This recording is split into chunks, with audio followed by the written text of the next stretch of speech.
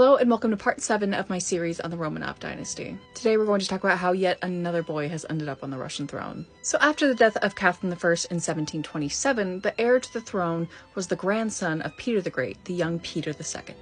And Peter was taken in by a colleague of Peter the Great and Catherine I, Prince Alexander Menshikov.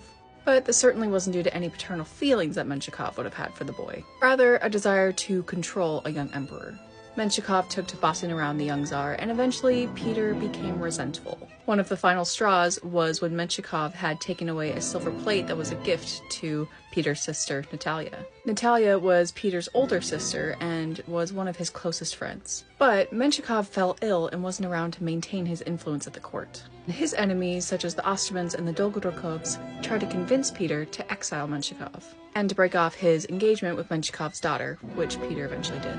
From this point on, the Senate, the Privy Council, and the guards all pledged allegiance to Peter II. He was then appointed a German tutor to take over his studies. And like his grandfather, Peter proved to be quite sharp. But he didn't have his grandfather's natural curiosity and proved to be rather obstinate. And if he wasn't interested in his studies, he definitely wasn't interested in governing. He didn't attend council meetings, and most of the significant changes made during his short reign were due to the influence of his advisors. And they weren't necessarily positive influences either.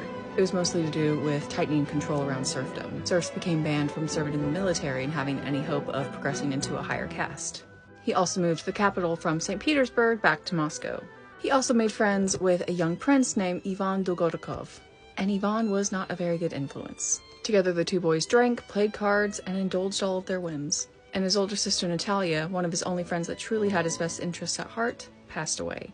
Natalia's passing seemed to represent the decline of Russia. After all this momentum that was built up by Peter the Great, it seemed that Russia could be at the threat of losing all of its progress. Peter also fell under further influence from the Dolgorukovs, particularly by arranging a marriage between him and Ekaterina Alexeyevna Dolgorukova. And yes, that's not the first Ekaterina Alexeyevna in the series, and it won't be the last. The wedding was scheduled for January 1730, but in December 1729, Peter fell ill and was later diagnosed with smallpox. The Dolgorukovs were scrambling trying to get Peter to name his fiancée heir, but they weren't allowed into his chambers. On his deathbed, with his grasp on reality slipping, he asked for horses to be prepared so that he could visit his sister Natalia. Moments later, he died on the same day that he was scheduled to be married. His death also marked the end of the direct male line of the Romanov dynasty.